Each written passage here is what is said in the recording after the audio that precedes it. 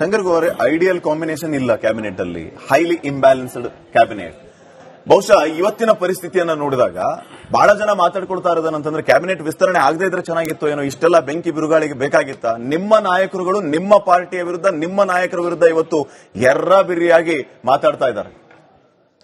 ಅಲ್ಲ, ಇದು ಯಾವ ಲೆಕ್ಕದಲ್ಲಿ ನೀವು ಹೈಲಿ ಇಂಬ್ಯಾಲೆನ್ಸ್ಡ್ ಕ್ಯಾಬಿನೆಟ್ ಅಂತ ಹೇಳ್ತಿದ್ದೀರಾ ನನಗೆ ಗೊತ್ತಿಲ್ಲ. ನಿಮ್ಮ ನಾಯಕರುಗಳು ನೀವು ಕೇಳಿಸ್ಕೊಂಡ್ರಿ ಅನ್ಸುತ್ತೆ. ನೀವು ಹೇಳಿದ್ ನಾನು ಹೇಳಿದೆ ಯಶವಂತರಾಯಗೌಡ ಪಾಟೀಲ್ ಸರ್, ಒಂದ್ ಹೇಳ್ತೀನಿ ನೋಡಿ, 140 ಜನ ಶಾಸಕರು ಇರಬೇಕಾದ್ರೆ all 140 of them are eligible. ಎಲ್ಲರೂ ನಮ್ಮ ಲೀಡರ್ಗಳೇ, ಎಲ್ಲರೂ ನಾಯಕರನ್ನೇ. ಎಲ್ರಿಗೂ ಆಸೆ ಇರ್ತದೆ, ಆಕಾಂಕ್ಷೆ ಇರುತ್ತೆ, ಎಲ್ರಿಗೂ ನಾನು ಮಂತ್ರಿ ಆಗ್ಬೇಕು ಅನ್ನೋ ಒಂದು ಭಾವನೆ ಇರುತ್ತೆ. ಆದ್ರೆ ಎಲ್ರಿಗೂ ಮಾಡಕ್ ಆಗೋದಿಲ್ಲ, ಅದರದ್ದೇ ಆದಂತ ಕಾನೂನಿದೆ. ಹಂಗಾಗಿ ಒಂದೆರಡು ದಿವಸ ಈ ಆಕ್ರೋಶ ಆಕ್ರಂದನ ಇರುತ್ತೆ. ಕ್ರಮೇಣ everybody will get acclimatize to what the situation is. What you mean to say? ಎರಡು ದಿನ ಹಾರಾಡ್ತಾರೆ, ಎರಡು ದಿನ ಹಾರಾಡ್ತಾನೆ ಅಲ್ಲ, ಇಮೋಷನ್ಸ್ ಆರ್ ಹೈ ಇವಾಗ. ಆಮೇಲೆ ಏನು ಎತ್ತ ಅಂತ ಅವ್ರಿಗೆ ತಿಳಿ ಅರ್ಥ ಆದಾಗ ವಾತಾವರಣ ಸರಿ ಹೋಗ್ತದೆ. ಇದು ಹಿಂದಿಂದ ಎಲ್ಲಾ ಸರ್ಕಾರದಲ್ಲೂ ಯಾವ ಪಾರ್ಟಿನೂ ಹೊರತಲ್ಲ. ಹಿಂದೆ ಬೇರೆ ಬೇರೆ ಪಾರ್ಟಿ ಸರ್ಕಾರ ಮಾಡಿದಾಗ್ಲೂ ಇದೇ ತರ ಗಲಾಟೆಗಳಾಗಿದ್ದಾವೆ.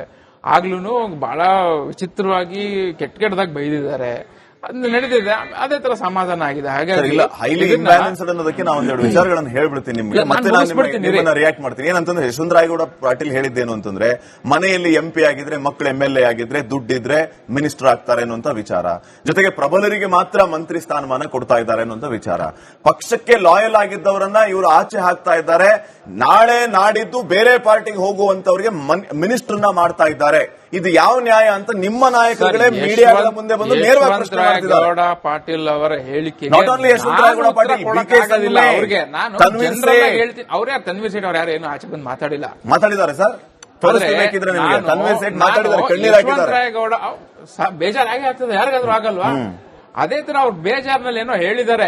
ಆದ್ರೆ don't blow it out of proportion. ಅವ್ರು ಏನೋ ನಾಳೆ ಓಡೋಗ್ಬಿಡ್ತಾರೆ, ಇವತ್ತು ಒಂದೇ ಮನೆ ಎಲ್ಲ ಪಕ್ಷದಲ್ಲೂ ಇದೆ, ಯಾವ ಪಕ್ಷದಲ್ಲಿ ಇಲ್ಲ ಒಂದೇ ಮನೆ. ಕರ್ನಾಟಕದಲ್ಲಿ ಒಂದೇ ಕುಟುಂಬ ಒಂದು ಪಕ್ಷ ಇಟ್ಕೊಂಡಿದೆ, ಏನ್ ಮಾಡಕ್ಕಾಗ್ತದೆ ಅದಕ್ಕೆ? ಹಂಗಾಗಿ ಬೇರೆ ಬೇರೆ ಪಕ್ಷದವರು ಬೇರೆ ಬೇರೆ ರೀತಿ ಅದನ್ನ ತೋರಿಸ್ಕೊಳ್ತಾರೆ. ಇದ್ರ ರಾಜಕೀಯ ಏನು ಇಲ್ಲ ಇದರಲ್ಲಿ. ಆದ್ರೆ ಒಂದು ವಿಷಯ ನಮಗೆ ಇವತ್ತು ಏನು ಗಾಯತ್ರಿ ಶಾಂತೇಗೌಡ ಅವ್ರ ವಿಷಯ ಬಂದಾಗ, ವುಮೆನ್ ಅಂತ ಬಂದಾಗ there was a technical issue. ಹಂಗಾಗಿ ಏನೋ ಆಗಿರ್ಬೋದು ಅಂತ ನನ್ನ ಒಂದು ಇದು ವಿಶ್ಲೇಷಣೆ ಅದರಲ್ಲಿ. ಆದ್ರೆ ಅದೇನೋ ಹೆಚ್ಚು ಕಮ್ಮಿ ಆಗಿದೆ. ಆದ್ರೆ ಖಂಡಿತ ವಿಲ್ ಬಿ ಈಗ ಗಾಯತ್ರಿ ಶಾಂತೇಗೌಡ ಅಂತ ಲಿಸ್ಟ್ ಅಲ್ಲಿ ನೀವು ಹೆಸರನ್ನ ಹಾಕಿಸಿ ಲಾಸ್ಟ್ ಮೂಮೆಂಟ್ ಅಲ್ಲಿ ಹೆಸರನ್ನ ಬಿಡೋದು ಈ ಮಹಿಳೆಯರಿಗೆ ಮಾಡಿದಂತ ಅವಮಾನ ಅಲ್ವಾ?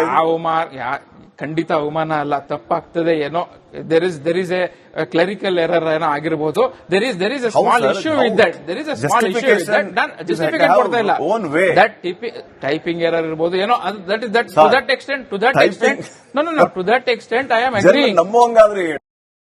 To that extent I am agreeing. ಮಾಡಬಾರ್ದಾಗಿತ್ತು, ಅದನ್ನ ಸರಿಯಾಗಿ ತಿಳ್ಕೊಂಡು ಮಾಡ್ಬೇಕಾಗಿತ್ತು. ಆದ್ರೆ ಇದ್ರಲ್ಲಿ ಏನೋ ಮಹಿಳೆಯರಿಗೆ ಏನೋ ನಾವು ಶೋಷಣೆ ಮಾಡಿಬಿಟ್ಟಿದ್ದೀವಿ, ಅವ್ರನ್ನ ನಾವು ಗಣನೆಗೆ ತಗೊಂಡಿಲ್ಲ. That is not wrong. That narrative is absolutely wrong.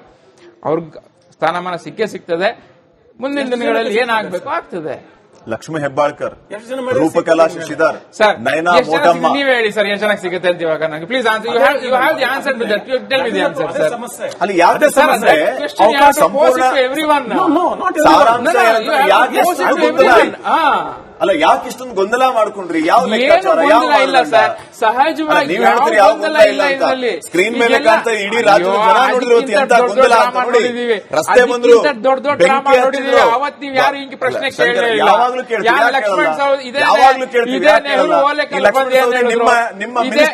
Nehru Olekar ಬಂದು ಏನ್ ಹೇಳಿದ್ರು ಆಚೆ? ಅವತ್ತು ಯಾರು ಹಿಂಗ್ ಪ್ರಶ್ನೆ ಮಾಡ್ಲಿಲ್ಲ. ಇವತ್ತೇನೋ ಬಾರಿ ದೊಡ್ಡದಾಗಿ ಏನೋ ನಮ್ಮ ಕರ್ನಾಟಕ ರಾಜ್ಯನೇ ಸರ್.